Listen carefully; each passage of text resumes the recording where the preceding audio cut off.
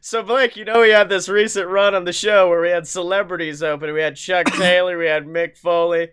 Well, now, luckily, we have former WWE superstar. Oh God, this Blake, save me.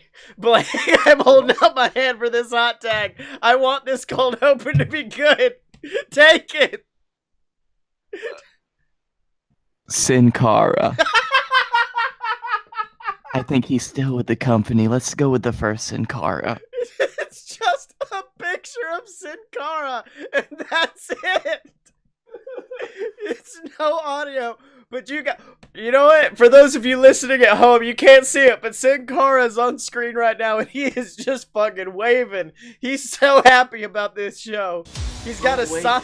He has a sign that says, "I love Fight Boys."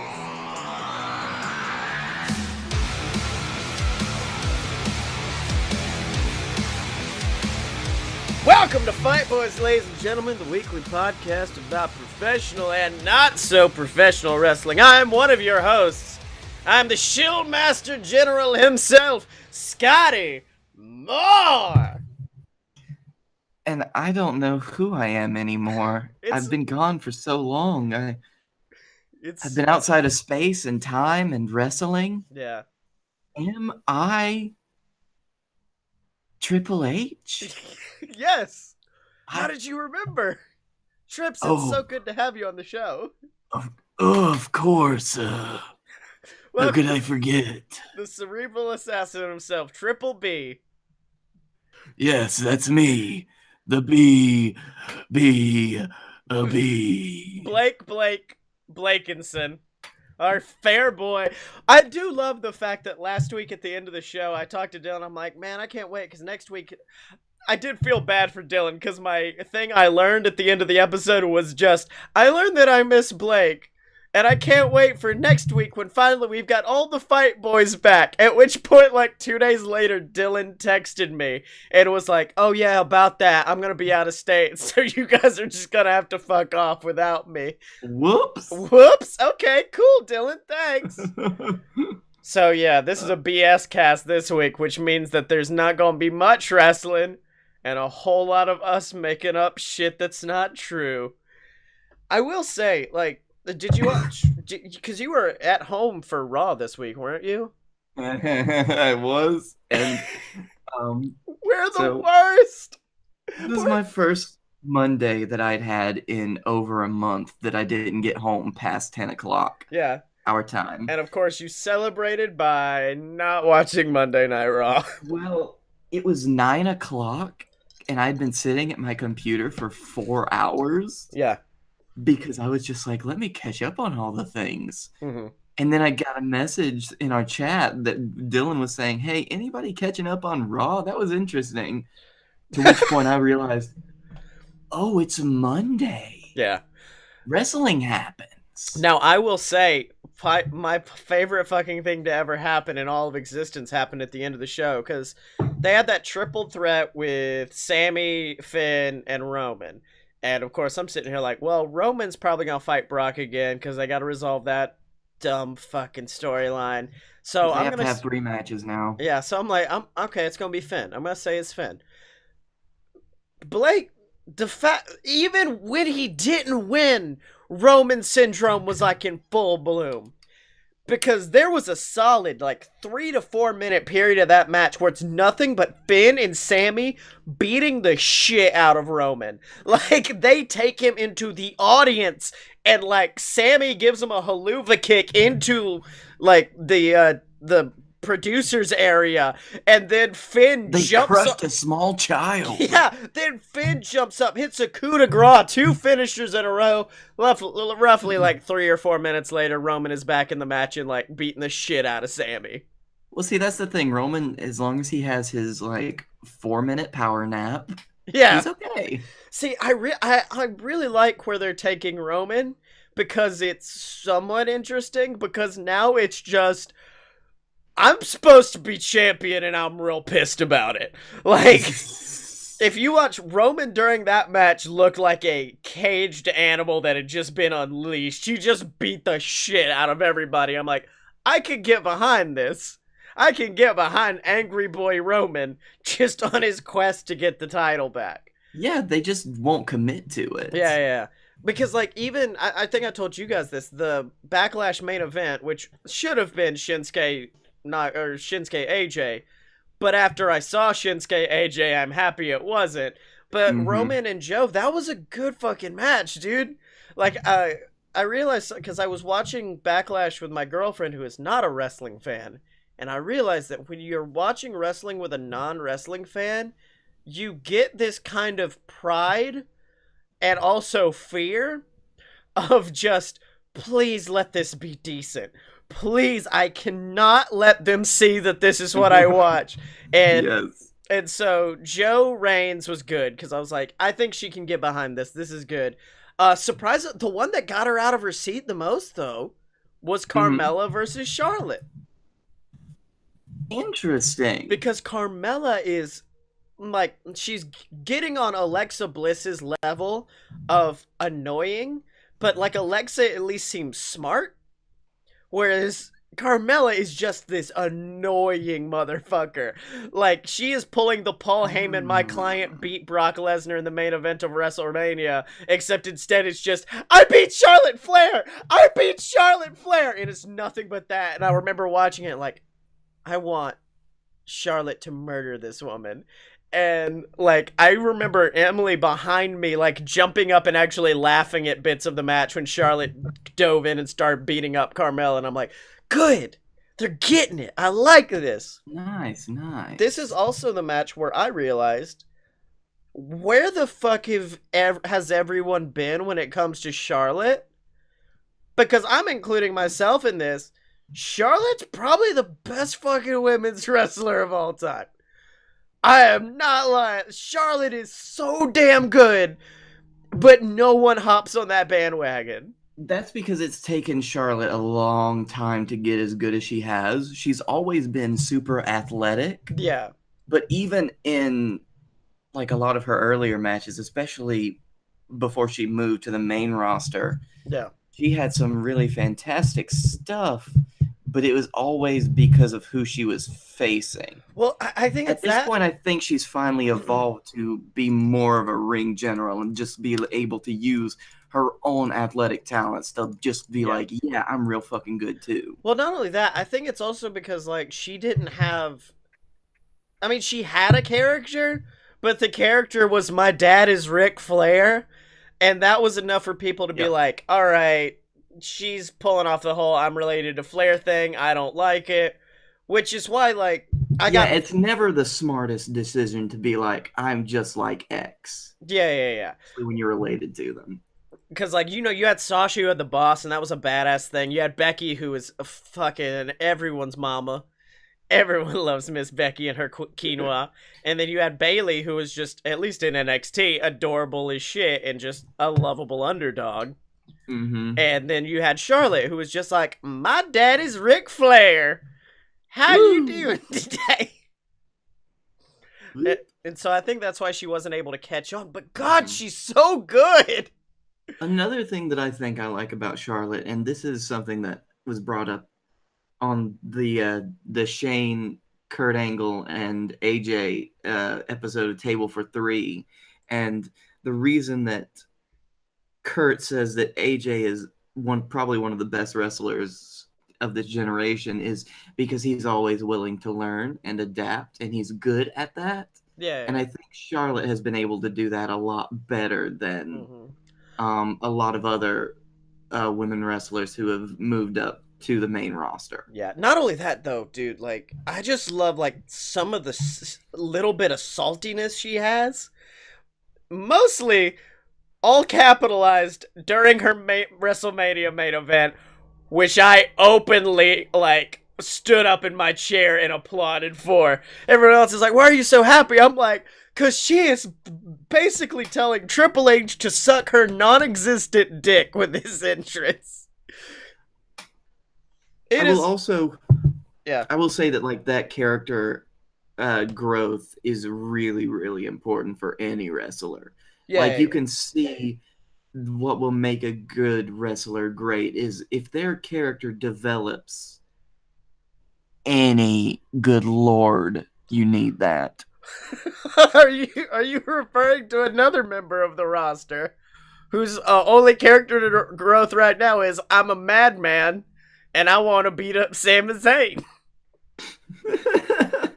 Although you take that back to Sami Zayn, who Sammy has completely revitalized himself Yeah. with his heel gimmick, because he just does this weird shit now. Yeah. After there's one moment where he kicked Roman or something, and then he just did a little fun jig, and I'm like, oh man, if that was somebody I actually liked that you kicked, I would hate you. I mean, yeah, dude, we brought it up on the show, Sammy talking about turning heel, where he's like, it's just like when you break up with a girl and you realize all the stuff you thought was cute before is now just annoying as shit. And I'm like, that's really good. But you know what? For a wrestling show with just us on it, we're talking a lot of wrestling right now. I know, right? Another heel turn that I'm not sure, because I've seen a lot of like people online like, this revitalized his career. It's putting him back where he needs to be. That is in fact Shinsuke Nakamura. Promo wise, entrance wise, everything else wise, good. In-ring wise, fuck. Like, I remember, like, I was sitting there during AJ during AJ versus Styles, and just being like, hell yeah, this is gonna be the match of the night. Can't wait to watch it. It's gonna be fantastic. And by the end, I had to text Dylan and just be like, they had good matches before, right? I'm not just thinking that they once had a good match. And he's like, yeah, they had a good one in IWGP. It's a really weird thing. Because, however, I'm not at the point where I'm willing to accept it yet. So I'm hoping that maybe he's got that good match. He's just got to get past the dick punching. Yeah. Oh, also, could you fucking move your camera or something? Because all we're doing right now is getting a shot at your sexy ass room. There we go. Yeah. But yeah, I mean, I remember watching that match and seeing the dick punch, and at that point, I was still worried about predictions. I was not worried about whether this was a good match or not. I was worried about, oh shit, Nakamura better not fucking win this. And when he hit the dick punch, I'm like, oh shit, Nak might win this. Then AJ turned around, hit a dick punch, and I'm like, that was real sudden, but okay. And then the end of the match, where they just rear back and kick each other in the nuts as hard as they can. I just remember staring like, okay, that was a good spot. 1, 2, 3. But they're probably going to get back up, have another couple of blows. AJ's going to 4, 5, 6. Okay, AJ's getting a little slow back to his feet. Maybe one of them's just going to beat the other. 7, 8, 9. At that point, I went, oh, fuck this. 10. Double down. Fuck this match. There hasn't been a concise, victory since Shinsuke's heel turn. Yeah. This is why I'm thinking they're holding off a blow-off match until later. Which is, it also plays into the whole, I hate seeing your guys in a program where you're not going to have an actual match until a big show, but you still get put in matches against each other. Yeah. Well, because those invariably always don't go as well. I do love the no speak English gimmick, though. I do have to say that. Because like you said, promo wise, very good. Yeah. It's just like they're not. Things are They haven't had a good match ending, like a really good. That was a good ending to that match, in recent weeks, because they had a weird one on SmackDown too, because they had Jeff Hardy versus The Miz. Hardy hits beautiful Swanton Bomb, and I was just sitting here like, that's weird. I could have sworn Miz was gonna win this and go on to Money in the Bank, but okay. Hits the Swanton Bomb, which is a finishing move. In other words, It's supposed to beat the shit out of The Miz so bad that he will not move or get his shoulder up for a 3 count. It's how devastating, the most devastating move of all time. It's killed humans. But here's what happens instead. Swanton Bob, Jeff goes for the pin. Miz just flips on his belly and pins Jeff for a quick 3 count and then leaves the ring. And I just remember being like, what the fuck? That's not how you sell that. Like, I was like, he's gonna get the knees up. Doesn't get the knees up. Oh, okay, Jeff's gonna win this. Oh, no, Miz is gonna do some weird shit real quick. Okay. Miz is just gonna suddenly hulk up and pin him. Oh. Did you watch the Cesaro Sheamus segment I told you about?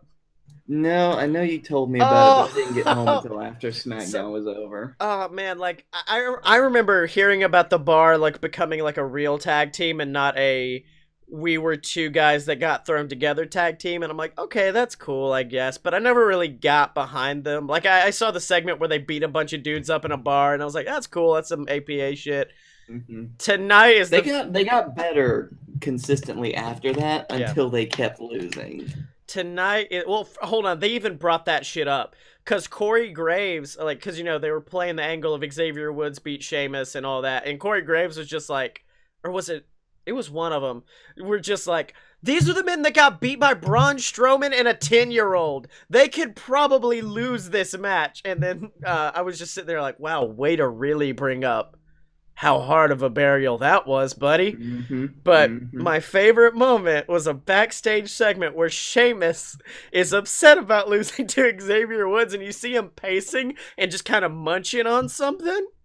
And then Cesaro just walks in and he's like, what are you doing? And it pans out and Sheamus has a giant fucking bag of Lucky Charms. And I started crying. Like, Sheamus just looks and he's just like, I'm so upset about losing to Xavier Woods. I'm having to eat Lucky Charms. It's the only thing that keeps me calm. And I was like, I fucking love this. And so, Scotty, how many times a week do you feel the instinctual need to eat Lucky Charms? It happens a lot. Well, actually it's Bootios, but they're very similar. No, even better than... So, this is going to go off topic, but you've seen the second Ninja Turtles movie from the 90s, correct? We've discussed it on A Load of BS before. And you know the greatest line in the movie, which is when Shredder, upon discovering that his 2 super mutants are fucking idiot children, just runs out. They're babies! Well, Sheamus apparently stole that line reading because fucking Cesaro, like, he's just like, they will not make a fool out of the Bar 2 weeks in a row. Opens up his suitcase. Suitcase is filled with fucking pancakes. Sheamus starts losing his shit. Sheamus opens his. His is full of pancakes. Now they start losing their fucking minds, picking up their suitcases and flinging pancakes around the locker room screaming, pancakes! It's pancakes! It's all pancakes all the way down. It's pancakes all the way down. Oh, man, and that was when I realized that I love Sheamus and Cesaro. Oh, my God. Yeah, dude, like, it's been a weird... Because, like, I haven't watched, because we're bad at this, watched actual wrestling, like, dedicatedly, but I was like, since I finished the new book and all that, I'm like, I'm going to actually try to start watching wrestling again, like, going over, watching all of Raw, watching all of SmackDown. Man, how did I used to do that? I used to do that on a weekly basis. Mm-hmm. And now I'm just like, fuck, I can't, man. Because, like, yeah. Like, I could get through just SmackDown. Yeah. Or just most of Raw. But that's so many hours. It's so much, dude. I also don't get home anymore until after those shows are over. Yeah. Oh, also, I forgot to talk about this on Raw. And the fact that I got so happy because, and this is what started this segment, so this is a nice cap to end it on, is the fact that I was like, well, Finn's going to win because Roman's probably going to feud with Brock because that's who they're going to keep pushing him forward, put him with the top guy. Who are they feuding him with? Bap! Jinder Mahal! Fuck yeah! If there was ever a sign that they were like, maybe we don't Roman. Maybe we just don't Roman for a while, guys. Let's just put him with Jinder for a while. What was that chant? Beat the traffic? Yeah. okay, hold on. Me and my dad got salty about that. Because I watched it live and I didn't really notice anyone leaving. But my dad was just like, son, let me tell you, I was getting mad at that crowd because that was a good damn match right there. I tell you what. And then all those people coming out screaming at people. I couldn't stand it. It was like being at Philadelphia at the Royal Rumble all over again. And I'm like, to be fair, there was more of a reason to boo in Philly. Yep. However, this is what happens when you systematically make your main events that predictable. Yeah. Well, I mean, it was really good, dude. Like, it was a good match. I've seen like the good spots from it, and it was a good match. Oh, and Roman's like facial expressions when he's in the coquina clutch. I was genuinely like, are they gonna pull a Roman passes out in the clutch? Because Roman looked like he was gonna die. I was like, oh hell yeah, this is awesome. And then of course flips over a spear. And now Roman has always been pretty good at selling. Yeah, that's always been one of his best qualities. Oh yeah, I'll say that. Other than, what was the one match where he randomly like started smiling in the middle of it, and that was all the internet called him on for the next couple days? What you mean? That sounds like what he did on it's his first match with Brock. Yep, that's what it was. Was that was also the match that ended with Seth beating the shit out of it, which, by the way, someone needs to talk to Seth about whipping that fucking belt over his head. Because it was cool at first, and now it's just giving me severe anxiety every time he does it. He's going to lose his grip once, and guess what? Now there's a random child in the front row who is Intercontinental Champion because Seth got a little too grease on his hands and lost control of the belt. Well, it'll be a nice souvenir. Yeah. Because as a child, there's a precedent now that he will have to vacate it, or she. Oh, the child? Oh, yeah. Well, no, he gets one day.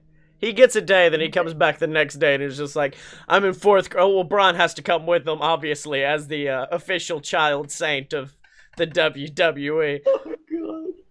Carlos, tell Kurt what you told me. I have to be at school next Monday, so I can't defend the belt. That's right, Carlos. So what are you going to have to do? Vacate the title. That's right, Carlos. Now give it to me. What? That's what's it. Give it to me. Okay. You want to get these hands? No. Did I tell you what I read the other day? That like the result would have been the same for Braun's match, except he could have had somebody who could have actually tagged into the match and done something. Oh yeah. And that is if the man who put Braun Strowman on the map was Braun's tag team partner. Because the man who subconsciously implanted the fact that Braun has two hands and people need to get these hands because these hands give him a fighting chance. Oh, okay. I thought you were talking about my close personal friend Adam Rose. Because Braun was a rosebud for a while there. But no, I see. I like yours as well. Mm-hmm. That would have been a nice, like, no chin music at WrestleMania. Yeah. Oh. Now I did enjoy when KO came out to interrupt Braun on Monday and basically announced that qualifying match between the two of them. Braun was just like, you want to get in this ring and get these hands? At which point Kevin jumps off the apron and backs away. He's just like, no, I don't want your hands. I want nothing to do with you. I just want to be in the Money in the Bank match. Yep. I don't want your hands. I do not need your hands. Sir, I do not want those hands. Thank you. Please do not give me those hands. Did you read why Sami Zayn wasn't at the Greatest Royal Rumble? Was it because he's Syrian, right? And they were like, we do not want that shit to go down. Well, yes, but it was also because he's very big on supporting things like his Sammy for Syria campaign. Yeah. And the fact is that it was kept so hush-hush that nobody knew, that only top-level management and Sammy knew why he wasn't there. Oh, apparently for a while, Sammy didn't fucking know. Because apparently, I can't remember who it was, but someone interviewed him. He was like, I have no idea why I wasn't there. I'm not even gonna lie. It did not come out until after the show was over. Well, I mean, obviously. Oh, also, fucking Corey Graves, announcer extraordinaire. You know how he got all that heat over the Instagram post he put where he put the quote of just like, It's always good to travel, but I enjoy being back home with a nice drink, remembering how all people here have their rights. Yep. Well, tonight, Corey, and the most half-assed explanation of all time. I can't remember what he was talking about, but he was just like, "Look, man, it doesn't matter, Byron. Once in a while, I put something on my Instagram with a quote that doesn't mean anything at all." And I was like, "Damn it, Corey, we all know what you did. Don't act like you didn't." It's just the Instagram crowd is really weird. They cheer the people they normally boo, and they boo the people they normally cheer. Mm-hmm. Just like Canada. It's like fucking Canada. But not like Saudi Arabia, who does what we want them to. That's right. And you know who else does what we want them to? No, because nobody does. Nobody does. All of our fans. They go over to patreon.com/AloadofBS and they go to support all of the BS Network programs. They support A Load of BS. They support Fight Boys. They support Opposite Attractions. They support all of their favorite BS Network programming. Of course, we're going to start having new stuff coming out soon, hopefully. I'm going to start doing writing tutorials and stuff like that. Also, if you guys enjoy my books. And it's all going to be for you lovely patrons. Wait, no, it's going to be for everybody. I'm sorry. But if you want to support it, go over to patreon.com/AloadofBS, which means, Blake, it's now time for, oh, wait, shit, you weren't here for it, I don't think. When Dylan fucking called us out for how shitty the Dust Watch was when he wasn't here. Yep. He was just like, yeah, I saw that, and I was really ashamed of both of you. What we can do, let me go over to Twitter for this Dust Watch extravaganza. Well, you should just say, hey, sorry our last one a couple weeks ago wasn't up to snuff. Yeah. No worries. We're going to get that shit down. Fuck. By the way, fuck you, follow us. Triple B, I would like to invite you to a tryout at BXT. Man, here's the thing. I really want, because I finally got the Queasel Corp Revelations physical copy here, and I kind of want to just take a picture of the chapter. I'm fairly sure it's chapter 23, and it is in fact titled Chuck E. Cheese, and just send it to him. And just be like, yo, dog, no. I wrote this fucking book with you in it. I think this is worth a follow. Actually, I kind of want to do... I'll probably do that Dust Watch as well. I want to do an accusatory watch. Because one of our favorite, one of our favorite YouTube channels, Polygon, just came out with a new series called Brand Slam. And it's essentially a fake wrestling organization. Yep. In WWE 2K18, where they kind of have their own matches and storylines. Of course, it does all revolve around the mascots of various food corporations. But even then, I think we take it to Patrick Gill, creator of fucking Brand Slam right now, and let him know the business. Oh, Lord.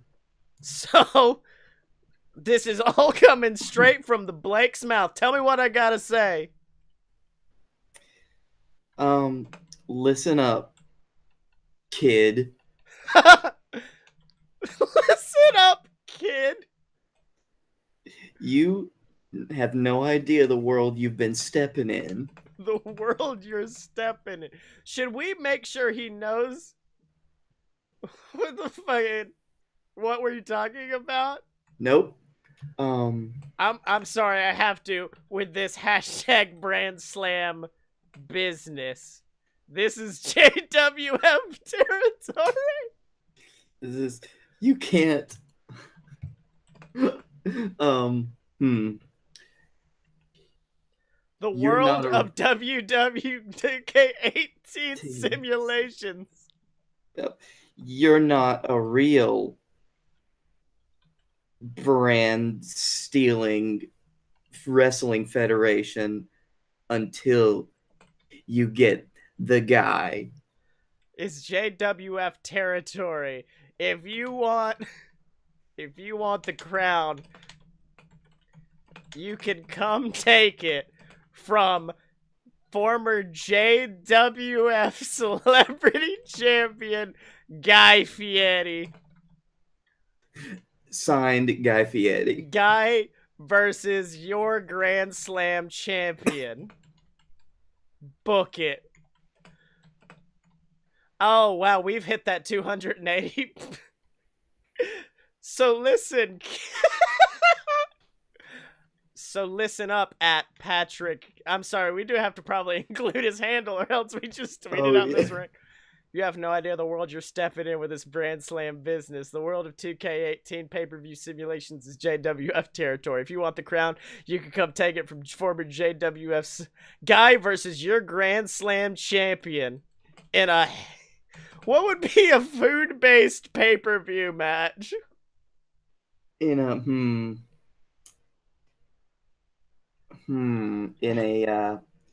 Happy Meal cage match. In a Happy Meal cage match.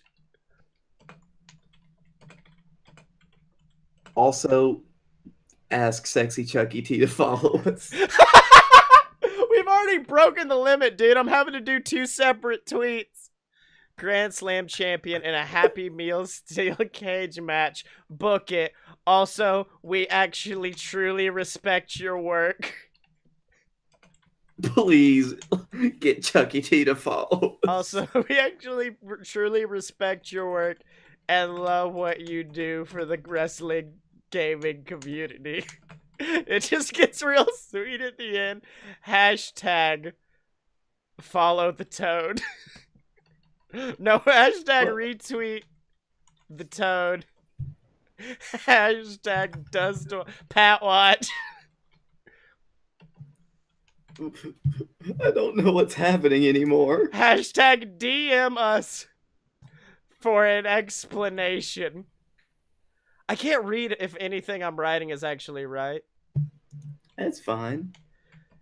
Oh, no, after all the hashtags.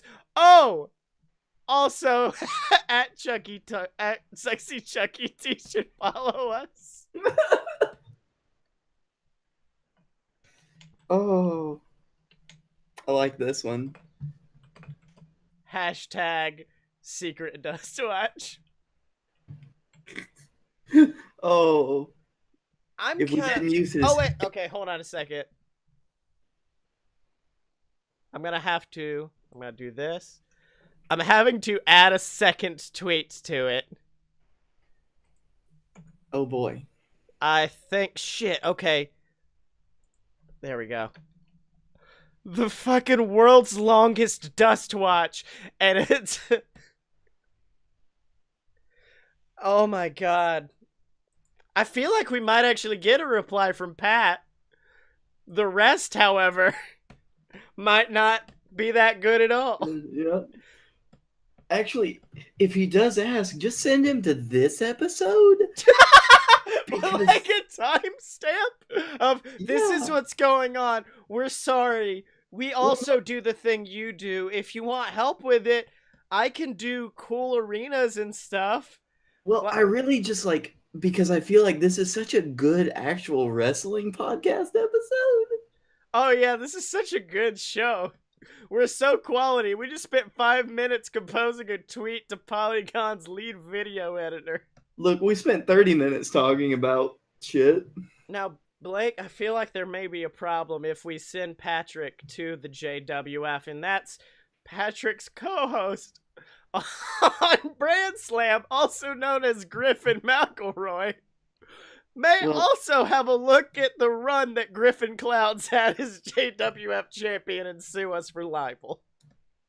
I don't know why. How are those two even related? Whoa, yeah, they're not at all the same person.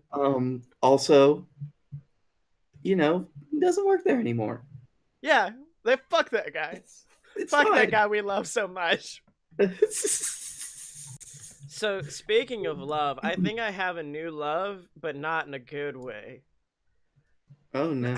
You know when a celebrity says something that's just inspirational enough for you to not get angry at it, but if you start to break it down, it's real fucked.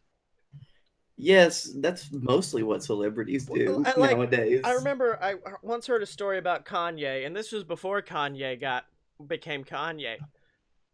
And some dude went over to Kanye's house, and there was a giant portrait of Kanye in the mansion of Kanye.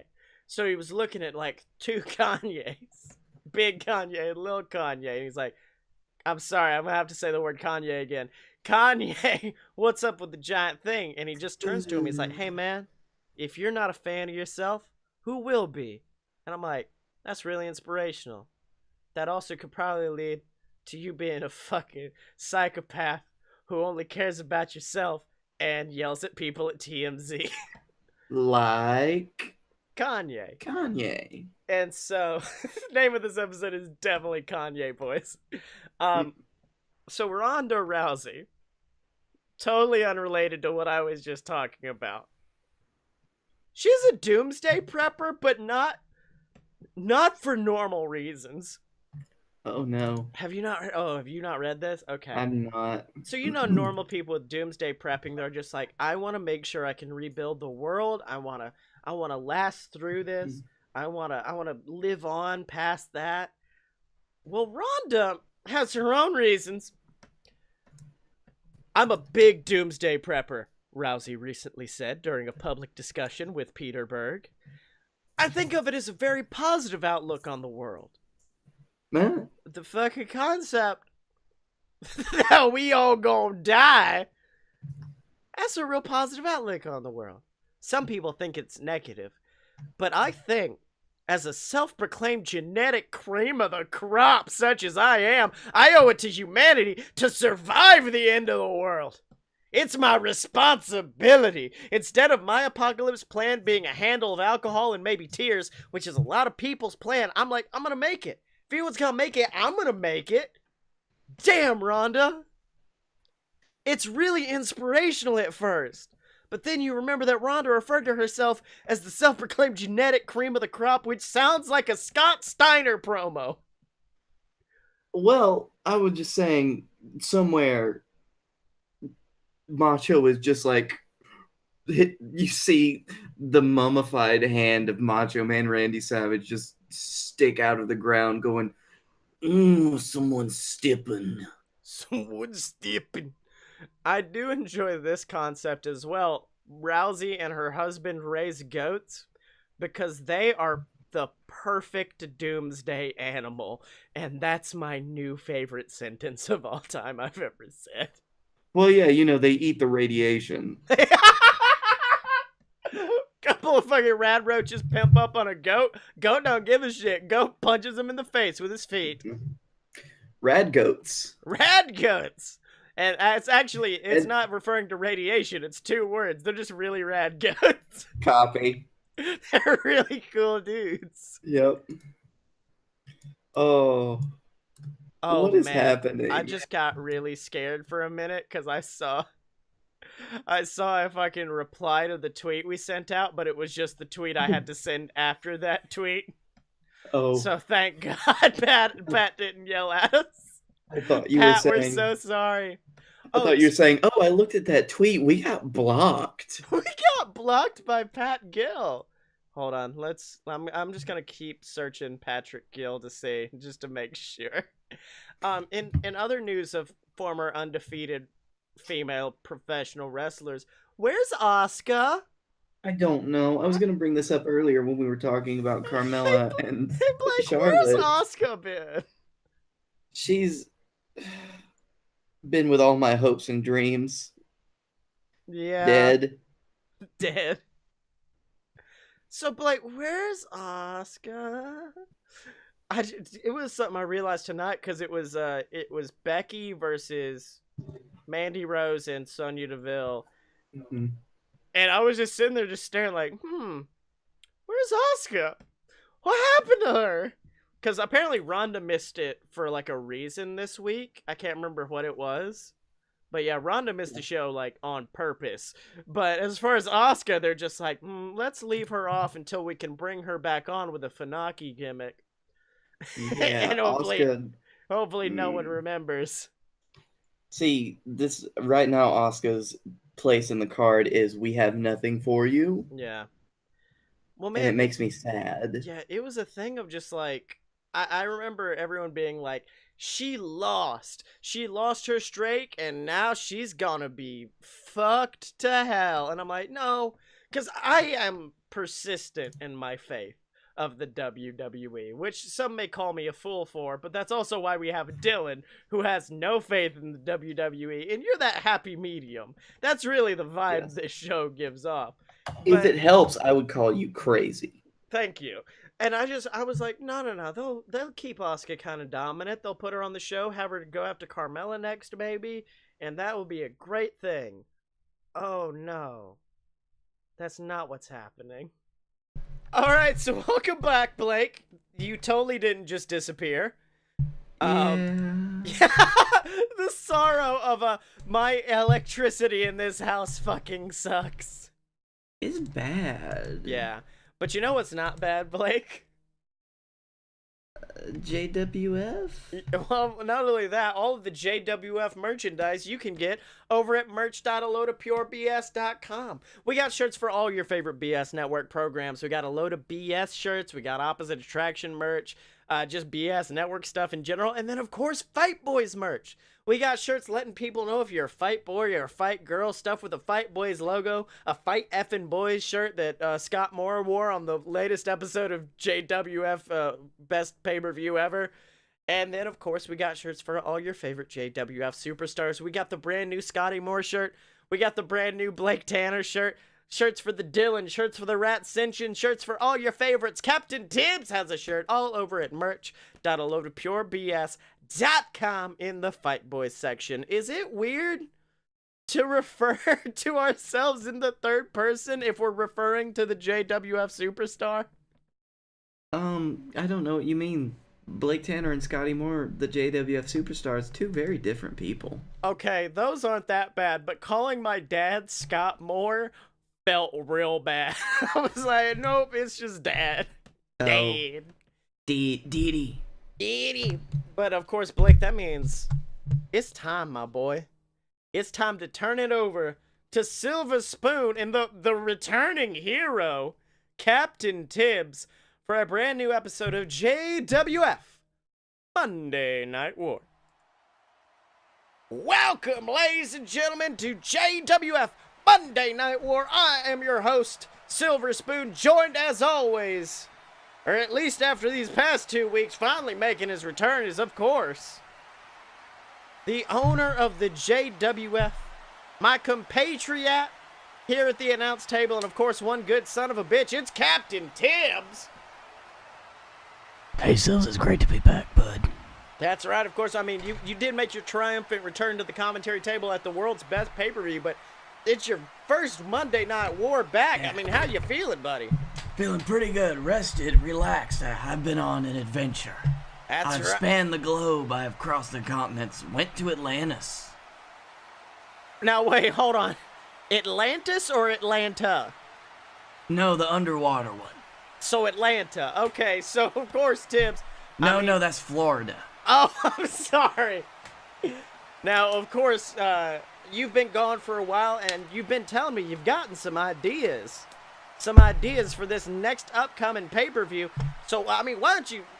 why I keep jabber... I'll tell everybody. I was Don't going to worry say, about why I keep jabber-jawing. Go on out there. it.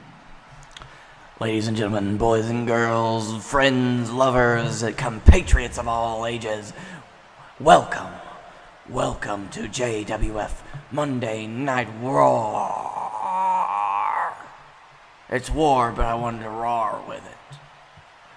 So anyway, hope all you motherfuckers are ready and raring, because Tibbs has got something real great for you. Something real great because in the next 5 weeks, you're gonna see probably the best damn thing that has come out of this head since I invented wrestling. It's all leading up to JWF's biggest premiere pay-per-view, Cash in the Bag. One of my favorites. One of the things I invented, Cash in the Bag, of course. But I'm not gonna toot my own horn about it. We all know how good of an idea it was. There's gonna be title matches at this pay-per-view. There's gonna be competition beyond anything you've ever seen. And most importantly, the Cash in the Bag match. 6 men beat the holy hell out of each other for the chance to climb a ladder and win the Cash in the Bag briefcase lunchbox. It is a briefcase lunchbox that gives its holder the opportunity to cash in a shot at the JWF title whenever they wish. It's totally original. Created by me, Captain Tibbs. Trademark, copyright, patented, patent pending. Patent pending, patent pending, patent pending.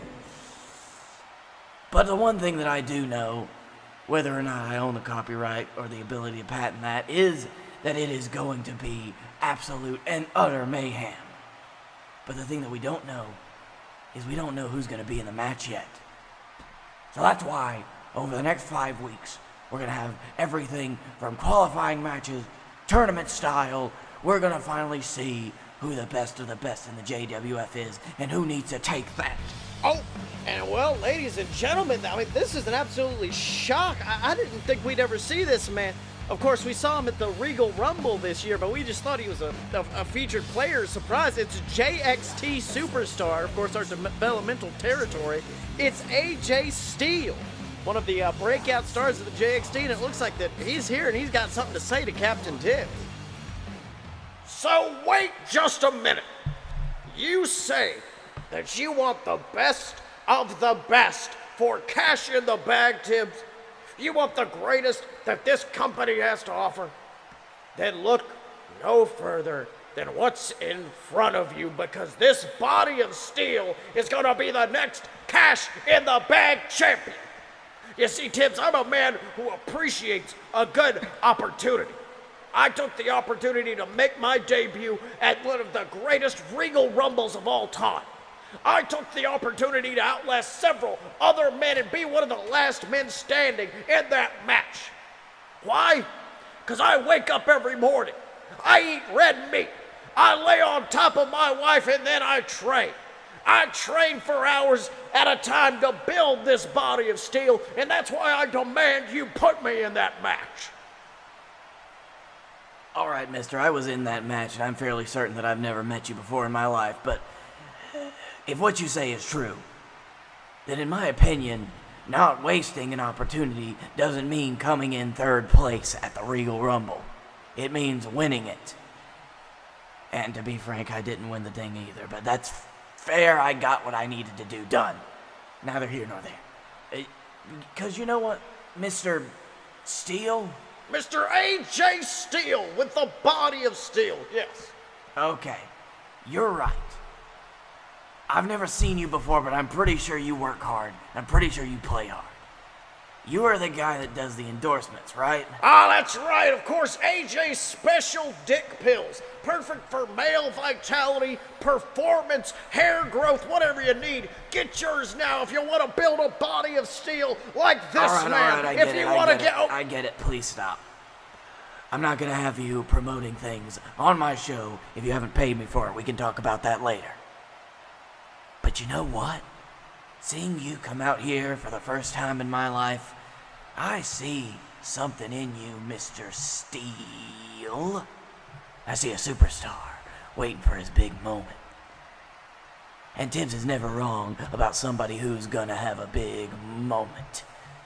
So tonight, you are going to be in our first qualifying match for the Cash in the Bag at this moment right here. And who's it gonna be against? I gotta think of a big opponent for a big man like you. Oh, I've got it. You're gonna be face to face with a man that's a monster among the trees. A man that's a beast that drinks maple syrup all day long. And a man who knows that the only way to treat a pancake and a flapjack is to eat it. You're gonna be up there with a man who's like a son to me. The Lumberjack. Oh my God, Tibbs! An absolutely phenomenal announcement from you right there, buddy.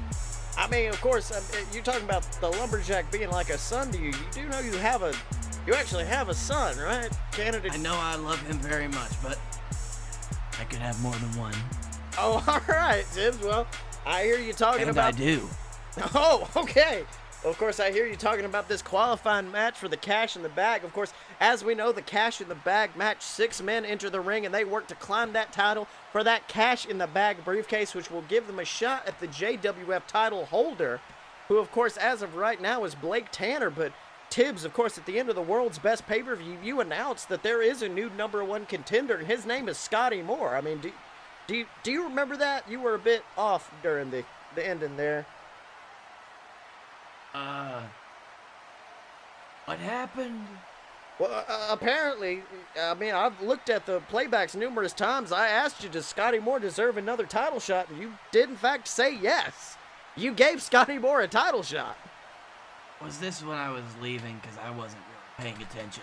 It was near the end, but, I mean, Tibbs, it was out of your mouth, and you are the commissioner, so it looks like at Cash in the Bag, there will be a match for the JWF title, and Scotty Moore will be there. I don't remember this. This is the universe changing things. That's right. Well, of course, Scotty Moore is backstage right now, and he has some a reply to that announcement by you, Tibbs. How ironic. How ironic that at the world's best pay-per-view, I proved to everyone in that audience that I'm the world's best wrestler. Hell, I'm beyond the world's best wrestler. I'm the best wrestler of this world or any other. I could go on multi-dimensional fucking adventures and kick the ass of anyone who tried to best me. You see, I proved at the world's best pay-per-view that I deserve the JWF title. And well, it looks like Captain Tibbs, he's finally paying attention. Because for those of you who didn't stick around for the after show, Tibbs admitted, it came out of his mouth that I earned a title shot. No, I didn't beg for it. I didn't plead for it week in and week out like others have. No, I earned my title shot. I don't care how many glasses of bourbon he had. I don't care how much weed he smoked in the back room. That old son of a bitch said it. He said I earned a title shot, and I'm taking it at Cash in the Bag.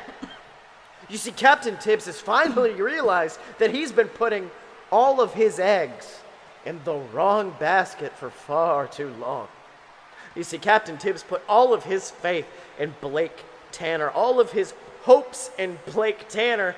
He made sure, he tried to push this man as the #1 face of the company. He wanted to put Blake Tanner on posters, on commemorative cups, and you know, he just now realized how drastically misplaced his faith was in Blake Tanner. Yeah, that's why he decided to give me another shot. All of you trolls on the internet, you want to say that I begged for this title shot? Or that I wormed my way into it? That I used Ryback to become the #1 contender? But no. You say that because you're afraid of the truth. You're afraid of the truth that Captain Tibbs finally realized that the Blake Tanner experiment is a fucking failure. And he brought me in to knock his fucking head off his shoulders and take my spot as the rightful champion of the JWF, because Captain Tibbs knows that I'm a champion to be proud of. And Blake Tanner is just a little bitch that's gonna get put down in just a few weeks at Cash in the Bag. So Blakey boy, enjoy that title while you got it. Because in just a few weeks, I'm going to be carrying your head back to the locker room on top of it. Oh my God, Tibbs. Scotty Moore sounds vicious after this announcement. Sounds like he's got this new vitriol. He's coming straight for that JWF title, but do you agree with what he said? Do you feel this way about Blake Tanner? Short story, no. Long story, no. All right, well, I guess... Maybe not, probably not. Oh, I was real wasted the other day. That's right, Tibbs, but, I mean, I guess Scotty Moore's got some new vigor, some vitriol. He's ready to take on. He is ready to take on Blake Tanner at the next Cash in the Bag pay-per-view. But, of course... Who knows? I mean, if these two men could beat the holy hell out of each other, and they could come out on the other side to run into a Cash in the Bag cash in. which would lead to them losing their title in just a few minutes. I mean, of course, we remember Blake Tanner has history with Cash in the Bag cash-ins. Just last Summerfest pay-per-view, Griffin Clouds, of course, came out and cashed in his Cash in the Bag briefcase to win the title from Blake Tanner after winning it for only a few seconds prior. I mean, it is the ultimate opportunity, the Cash in the Bag briefcase. I will they say that, but if anything, I think Blake Tanner is more prepared than anyone to take that risk and take the challenge of someone cashing in on him again. That's right, but in order to find out who's going to be in that match, we're going to have some qualifying matches, and of course, right now is one you announced earlier tonight, AJ Styles versus the massive man known as the Lumberjack. And it looks like AJ just kind of boasting in the middle of the ring, posing, showing off his body of steel that he likes to refer to it. And now, really? It looks like he's actually trying to engage Lumberjack in a test of strength. I mean, Tibbs, you know this cannot be a good idea against that giant tree of a man. No, the Lumberjack is actually made of steel. That's right.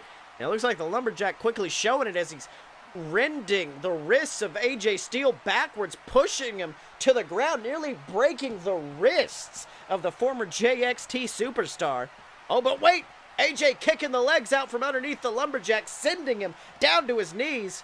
It looks like he was trying to get a pick on that for an ankle lock, but the Lumberjack quickly kicking AJ Styles away. And it looks like AJ just trying to make it back to his feet in the corner, but ooh! Quickly getting charged by the Lumberjack as he smashes his body into AJ Styles, slamming him against the turnbuckle. That's got to feel like a Mack truck coming at you, Tibbs. And much like a Mack truck, he is getting run over. That's right. It looks like AJ getting poised on the top turnbuckle by the Lumberjack, who gets a massive avalanche arm drag, slamming him down onto the ground, going for a pin. 1, 2, kick out at 2 from AJ Styles. And Lumberjack, I don't even think Lumberjack's upset about that kick out. Looks like he's actually wanting to put out some more punishment. Who is this guy again? Oh, of course, AJ Styles, former JXT superstar. We all know about him. We've all not exactly been a fan of him, but he has certainly been effective in our developmental territory, JXT, taking on the likes of Mojo Gruff, Griffin Clouds when he was in JXT. All of them faced off against AJ Styles, and after so many years in developmental, it looks like he's finally trying to take a pick here. But unfortunately, Is this the guy who talks about the frogs? Yeah, he had the excellent frog interview back in 2010, but of course now it looks like all he's about to get is a Lumberjack slam as the Lumberjack just setting up for it. But wait, is that the music of Canada Charlie?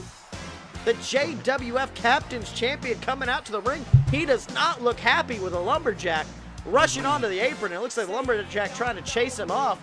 But oh my God, Steel rushing from behind, gritting a Jack in a big roll-up, stealing away the win from him. And it all looks like AJ just rushing out of the way. I mean, if I was near that angry Lumberjack, I would definitely be running away as well. But Lumberjack just kind of seems distraught at this loss. I mean, a quick stolen victory from AJ Styles. What do you make of it, Tibbs? Well, that was definitely...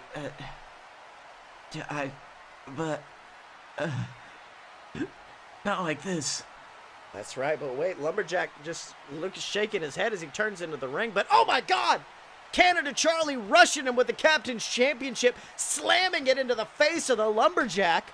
Oh my God, blood pouring down the face, getting into the beard, matting it against his face as Charlie starts bashing that metal title against the skull of the Lumberjack. Blood is everywhere. This is absolutely horrifying, Tibbs. No, son. That's right, and Charlie looks like furious as he starts just choking Lumberjack with the title, pulling the strap around his neck, choking him. And now, son, please stop. Don't do this. That's right, booze just raining down on Charlie, tossing the Captain's title to the ground. And now it looks like he's just pulling the Lumberjack to the feet. And a big Canadian DDT, slamming the skull of the Lumberjack down onto the Captain's title. And now Charlie, quickly leaving the ring. Medical personnel tending to the Lumberjack's wounds. Tibbs, this is horrifying. Do you know what could be getting into the mind of Canada Charlie? I don't know. I've just tried to show him my love. I have numerous accounts that you have not. But Tibbs, I mean, I'm talking about the last couple of months in particular. Okay. But even then, Tibbs, I mean, I feel like the Lumberjack has got some hate coming to him, but I think we're going to find out what happens between these two next time on JWF Monday Night War. So, Blakey T, what did you learn this week? I learned that, you never want to fuck with Triple B. The Triple B. He's, the papa of papas. Oh, God, I'm so making a Triple B the Papa of Papa's shirt. Man, oh, dude, I saw the new Camp WWE, and he's not in it as much as he used to be, but evil John Cena's in it, and it's my favorite thing in the entire fucking world. Oh, I like that. Yeah. And I learned this week that Kanye.